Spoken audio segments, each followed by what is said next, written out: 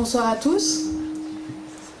Donc, je vais vous faire une petite présentation. Je vais essayer de ne pas trop parler et surtout de vous donner des infos concrètes et de vous rendre un peu plus accessible la gestion de patrimoine, parce que j'ai eu beaucoup de questions depuis le début de la soirée. Bon. Juste un peu parce que ça sonne derrière avec merci. Voilà, donc je vais essayer de vous expliquer un peu mieux la gestion de patrimoine.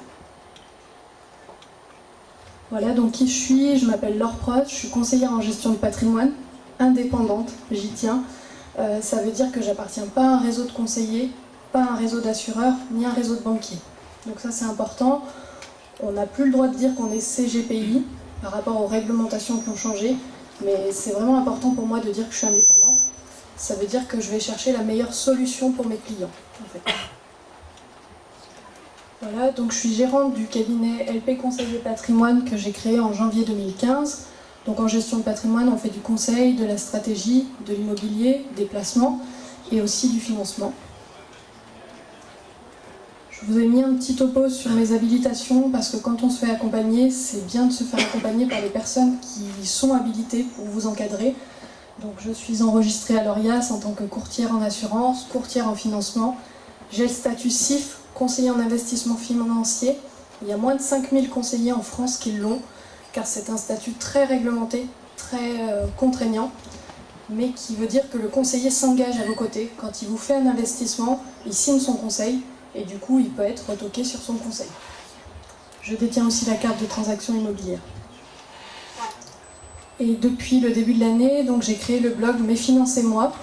À travers ce blog, c'est de donner de l'information qui soit un peu plus compréhensible, lisible que les informations qu'on donne en gestion de patrimoine, de pouvoir proposer des coachings, des accompagnements, de la monéthérapie. Alors je ne sais pas si ça parle à tout le monde, c'est d'accompagner les gens à soigner leur rapport à l'argent, parce qu'on se rend compte que souvent on est dans deux situations, soit l'avidité, toujours plus, toujours plus, toujours plus, ou la peur de manquer. Et bien souvent, si on n'a pas réglé ces problèmes-là, ça interfère un petit peu sur nos investissements. Donc voilà, et j'ai également des formations qui sont en ligne depuis le début d'année. Donc ça, c'est les bureaux, mon cabinet. Je suis dans l'Isère, voilà. Ma philosophie, c'est de se dire, ok, c'est bien de gagner de l'argent, d'investir, mais pourquoi? Pourquoi on veut le faire? Qu'est-ce qu'on veut vivre? Quel projet on veut réaliser? Et du coup, c'est de mettre son argent au service de ces projets. Et dans la mesure du possible, moi j'aime bien que les investissements aient un sens. D'investir sur des thématiques qu'on comprend et qui ont un sens pour nous. Donc je vous ai fait une petite série de conseils et après à la fin je vous parlerai d'accompagnements que j'ai réalisés cette année qui m'ont tenu à cœur et qui pour moi étaient une réussite. Donc le premier conseil, assez simple, c'est commencer par la base, faire l'état des lieux, c'est-à-dire que avant d'investir, on fait un bilan. Où est-ce qu'on en est aujourd'hui? Quels sont nos revenus? Quelles sont nos charges? Pourquoi pas faire un budget? Pas dans le sens de compter le moindre euro, mais de savoir ce qu'on peut épargner.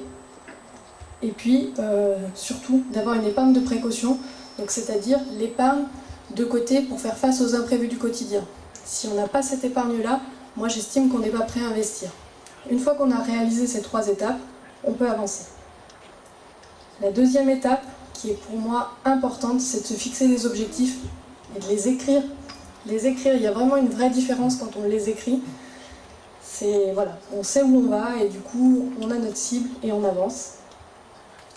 Après, définir une stratégie.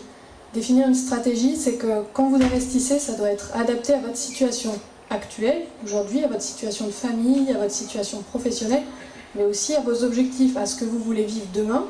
Ça doit prendre en compte, alors là je vais sortir un petit peu les mots barbares, mais l'horizon de placement, c'est-à-dire sous combien de temps vous voulez investir, quel est le délai, dans combien de temps vous avez besoin de votre argent, et le profil de risque.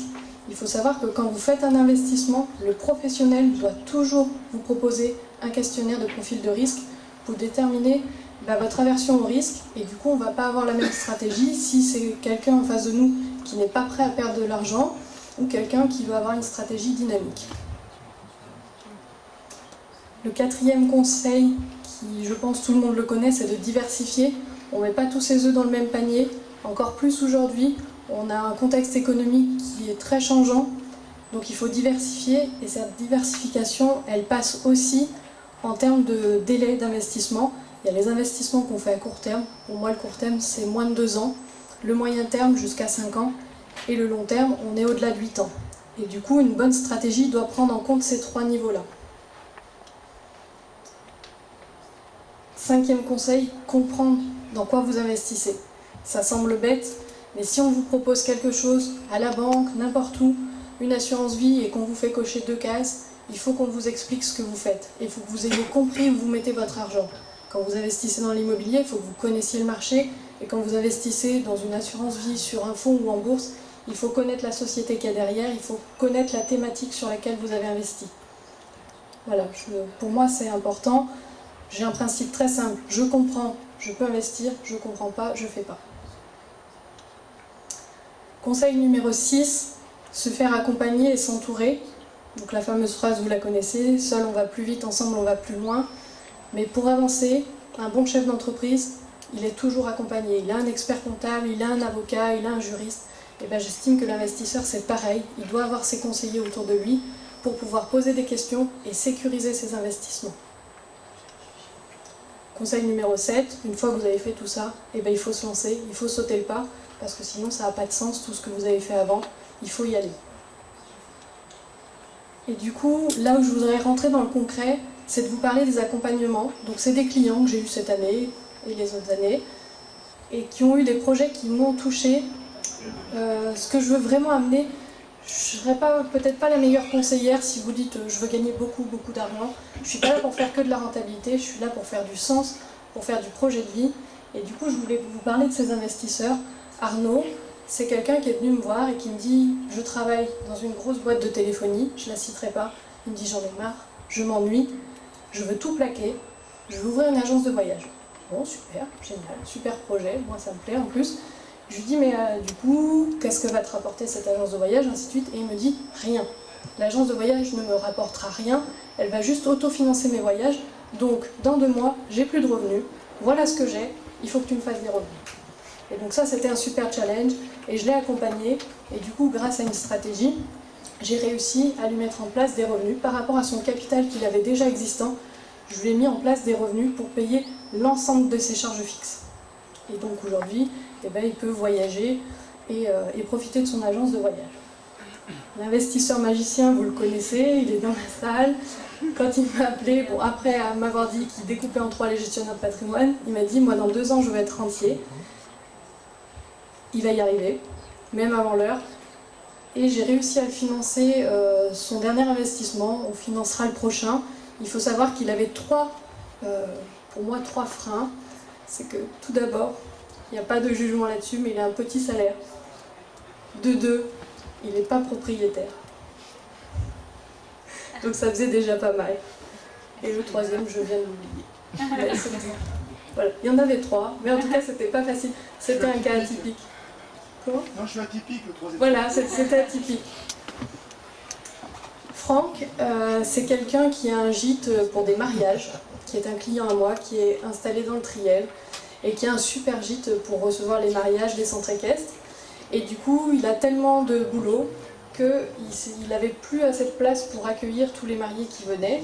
Et donc, il avait l'opportunité de racheter la maison derrière son exploitation.